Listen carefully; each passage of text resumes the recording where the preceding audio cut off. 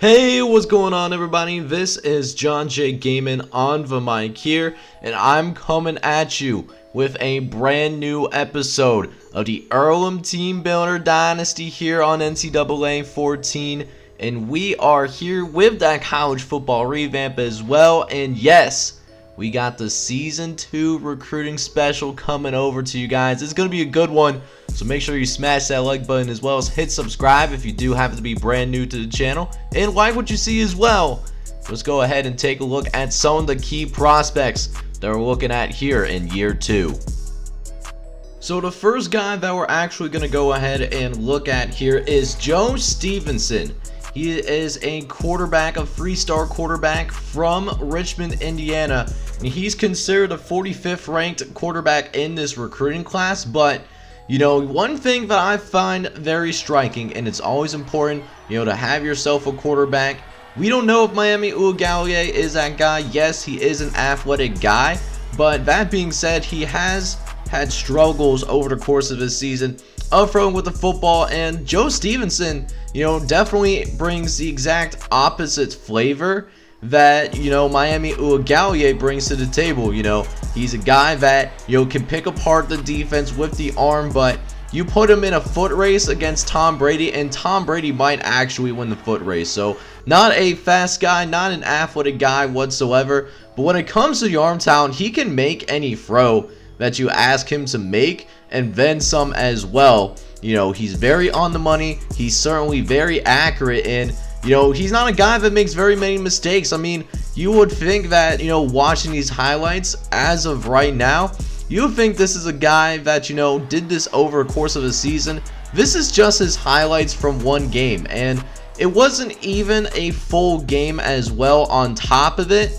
You know, he's eventually left the game, you know, in the late third quarter, early fourth quarter, because his team, you know, happened to be winning by so much. And I'm excited to see what Joe Stevenson can do for sure. You know, maybe not somebody that starts for us right away, but maybe somebody, you know, that can come in, you know, and push Miami Ugalele in spring ball, you know, going into season 3. And if he isn't our starter, I can definitely envision us using a 2-quarterback system. You know, use Joe Stevenson in those passing sets, then maybe use Miami Ugalele a little bit more in terms of using him for, you know, like running the read option, you know, as well as, you know, some bootlegs, as well as, look at this throw, by the way, that he threw that a dot over on this side of the field. But yeah, man, needless to say, I am so excited for Joe Stevenson right here, man. He would be a great add to this squad, and I already talked to him as well. We were Anderson and Defiance were also looking at this kid, you know, to play college football with. But that being said, he is an Earlham commit for sure. He will be on our campus as well as being on our football team starting in year number 3. So I am so excited to see what he can do for us. But the biggest focus that we do have here in this recruiting class is our ability to get defensive backs onto the squad. Now, if you guys remember, here in season 2, we did change our defensive scheme. We went from a 4-3 and now we're in a 3-3-5. And that being said, that means we have 5 defensive backs, you know, on the field at the same time. And, you know, while it's been good with stopping the run, our pass defense has still been riding that struggle bus for sure. Especially since we haven't brought in, you know, enough scholarship players, you know, to play at that position. So first guy that we're looking at for sure is Jonathan Bray. He's a 3-star quarter from Bel Air, Florida, and while his competition level might be a little bit of a question mark, he did not play high level, you know, high school football in the state of Florida. Granted, Florida is a really good you know, area, you know, to recruit from for sure. You know, this is a guy that, you know, can do a little bit of everything. You know, he can come in, you know, to potentially be a starter for us, and so can Lucas McGee. He's a 3-star guy as well, the 105th ranked corner from Watatachi, Texas, a 3-star guy, and we have also confirmed his services as well. Surprisingly, we were the only person that really spent the time to go ahead and go after this guy. You know, nobody else really expressed interest, which is really unfortunate.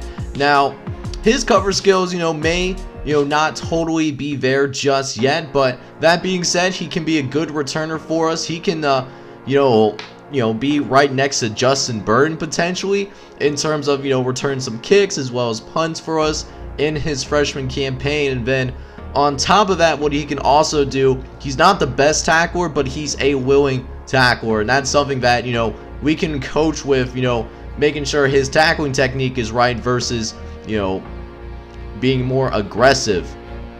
And then finally, Mike Herron, he's a 2-star guy from Clearwater, Florida, and he's the type of guy, seems like he has the highest ceiling, kind of a diamond in the rough kind of guy. We haven't signed him yet, but he's very close to signing on the dotted line to become a Earlham Quaker, signing over Miami and Troy. And he definitely needs to refine the coverage skills a little bit. He gets lost a couple of times, allowing a couple of completions that, should have been better man coverage for sure. But, he also at the same time does make some really good plays. You can see a nice tackle right there as well. Playing some, good, run support. And then, while it's not the most consistent pass defense, he can make good plays. You see the leaping interception right there, despite the fact that he's only 5'10", as well as running around for his corner eventually. So definitely love to see what Mike Herron can do for us. But then now moving on to the defensive line for a little bit, we have Mike Wood, who's a 3-star guy from Brownsburg, Indiana, and this dude is a straight goon. He's listed at bounce, but look at the strength that he has as a defensive lineman, bringing one of the bigger tackles in the state of Indiana down on the ground. And, this is a guy that can help generate pressure. That's something that we haven't, really been able to do outside of Izzy Ray. Up next, we have one of the best recruits that we've gone after so far, a 3-star guy from Plainsville, Indiana. We're in a free team race between us, Anderson, and Rose Holman. Could be a late season recruiting battle when it's all said and done. But, all things considered, he is the best non-kicker / punter that we've went after so far. He's currently listed as a 72 overall guy, and despite linebacker being one of our strongest positions, on the team, this is still a guy who can start right away. Speaking of the linebacker core, we also have middle linebacker Sam Harper that we're looking at. He's a 3-star product from Franklin, Indiana, the 41st ranked middle linebacker who's listed as a run stopper, but has some pass coverage skills, not the best hands, but plays good fundamental defense. He's very close to signing with the Quakers going into year 3. We're going to have him sign over Hanover and Franklin as well, and he can step in as a backup right away or a rotational piece in his freshman campaign. And the final, main recruit I want to talk to you guys about is Eric Gray. He's a 3-star wide receiver from Pembroke Pines, Florida. And this guy right here, he's an Earlham commit, signing over Rutgers and Wittenberg. He's a speed guy, and one thing that we have really needed, on this squad is just speed on the outside. We got some guys, Jakeem Short, a couple of other wide receivers as well, who's able to, come in, make catches for us, but they're not very quick, and they've been having a pretty difficult time, being able to go ahead and get to the outside and, trying to get separation for a quarterback, and that's partially why we've struggled in terms of, getting us some help for Miami Uiagalelei. But that being said, Eric Gray could be a guy that can certainly stretch the field for us, and also look at that ability to go ahead and create separation as well. Give Miami a target, somebody that can get open, even though he may not be the biggest guy, 6'2", 185 pounds. Got some good moves as well, and Eric Gray is just going to be a fantastic add for us going forward. He's already signed once again, and look at this, he can also return some kicks for us as well. Guy that can do a little bit of everything. I'm shocked that there wasn't really anybody else that really tried to go after this kid, because this kid looks like he could be something special going forward. And that being said, I am so excited that Eric Gray is going to be joining the squad for year 3. He has #1 receiver abilities written all over this guy. Alright, man, so we just took a look at some of the premium prospects that we are looking at here in Season 2. But let's go ahead and check out some guys that maybe aren't getting as much attention, but they are on our recruiting board, and I want to talk to you guys about them too. We also are going after 2-star tight end Brandon Ho. He's 6'8", 265 pounds. He's from Munster, Indiana, and you can see from his skill set, he's not very refined, and he's not even that fast. He has 66 speed, not really that great at anything, but what I really love about this kid is his size, 6 foot 8 inches, and it looks like he might be our starting tight end because we are really thin at that position at the moment, and man, could he reach up to the heavens and get us some balls for us. He would be a great red zone threat for us. And there's a bunch of teams going after him too, surprisingly. We're going after him, but so is Hanover, Rose-Hulman, Indiana, and Purdue. All teams that, want to bring this kid onto our squad. We do have the edge on him, but a bunch of teams have visits with him still.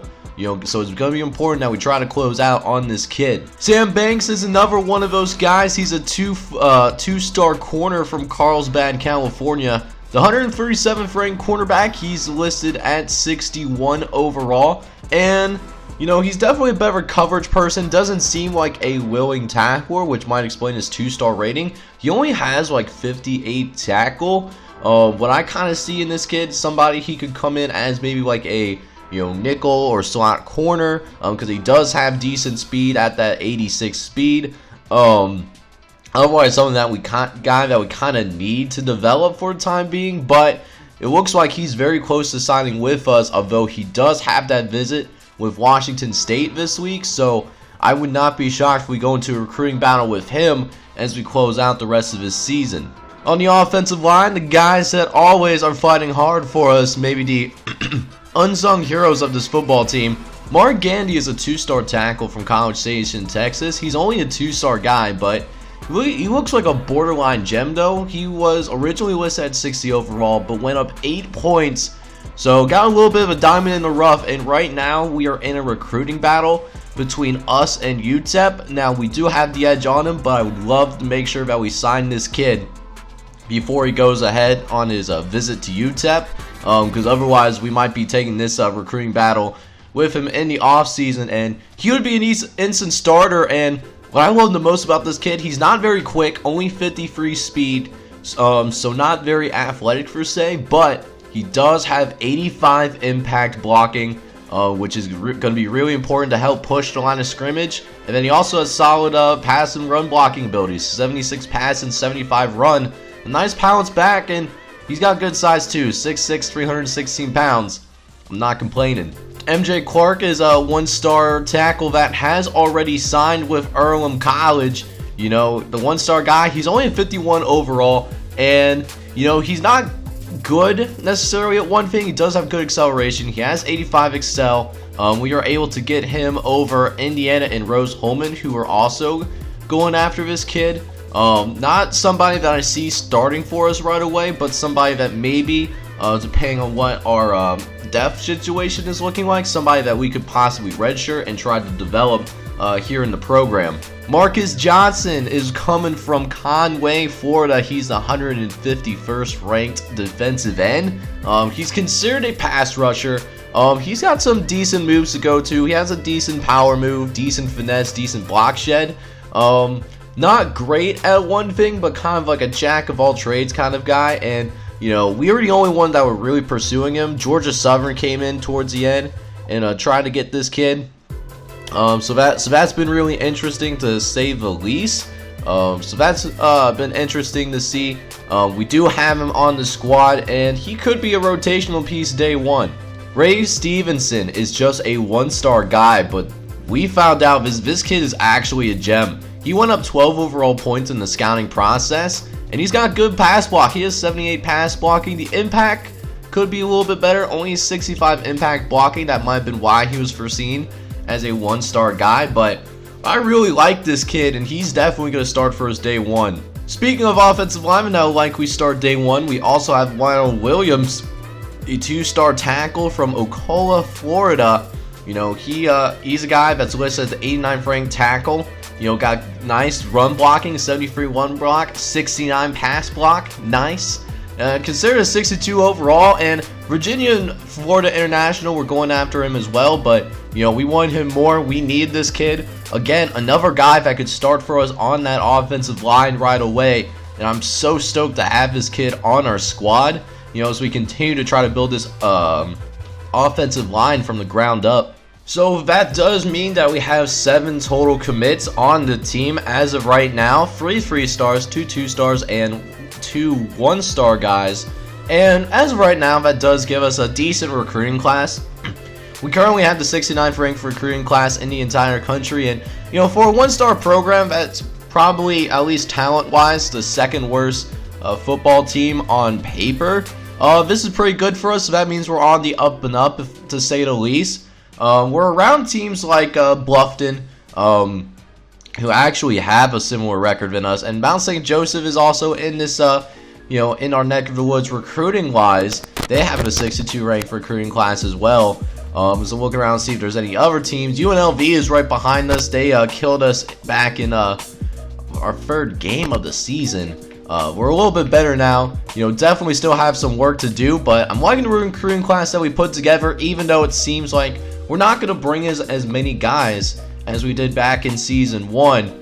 Hopefully we'll have more guys interested in us in the pipeline states, because if you remember in our on our you know, house rules that we set up back in episode 1, I'm only allowed to recruit in pipeline states, and they had to be interested in us from the get-go. You know, if it's not one of those 2 things, you know, we can't bring them on the board, and we can only bring in 25 guys at once, and unless it's a preseason or the off season, you know, I can't add any new players onto this board. So hopefully we can get all of these guys to sign before the end of the season, so I can add some more people. Would love to bring in more than 15 people, but we only bring in 15 with the quality that we're bringing in. I'm not going to complain either. So that does mean we are getting ready now for the second half of this season. We're going to be taking on the Bluffton Beavers on the road. They're also 2-4, but Lee Corso is going to be rocking with them. If we can play like we did in the Defiance game that we had a few episodes ago, then we can certainly go ahead and take care of business. You know, we just got to make sure to do that on a consistent basis. Should be a good one though, so I want you guys to do me a favor real quick. If you enjoyed this video, make sure you smash that like button, hit subscribe, you have to be brand new, and like what you see here on the channel, and even leave a comment for me. I do try to read all your comments. I appreciate all your support from the bottom of my heart. That being said though, I hope you guys are all out there having a wonderful day. Take care, everybody.